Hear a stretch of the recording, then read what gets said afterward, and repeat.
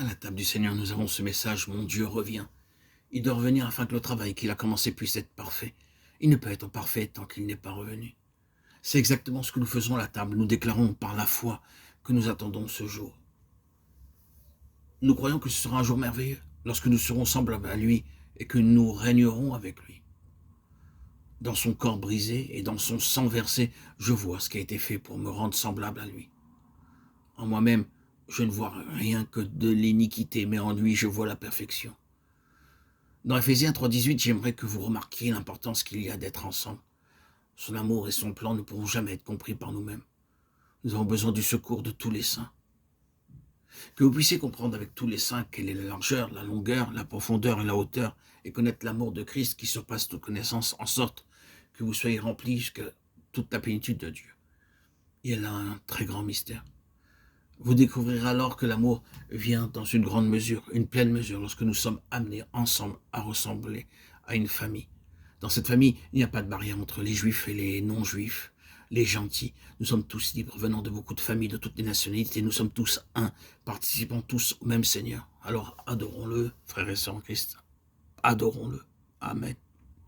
Nous, en tant que serviteurs de Dieu, nous devons toujours nous souvenir que tout ce que nous faisons pour Dieu et qui a sa bénédiction demeurera pour l'éternité.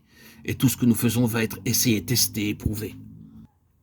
Même si cela paraît très bon et très acceptable aux yeux de nos collaborateurs et de nos amis, à la fin, Dieu veut y appliquer son propre test. C'est pourquoi nos yeux doivent être dirigés vers le futur et non pas sur le présent. Nous sommes comme des ingénieurs lorsqu'ils dessinent un édifice.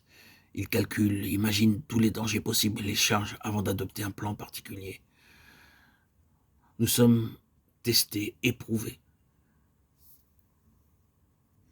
Nous pouvons être bénis pendant bien des années, mais qu'arrive-t-il lorsque l'épreuve de Dieu survient? Dans toutes les églises, nous rencontrons de puissants hommes de Dieu remplis de Saint-Esprit que Dieu a utilisés pour sauver les âmes, mais souvenons-nous que Dieu pense toujours à son travail en termes d'éternité.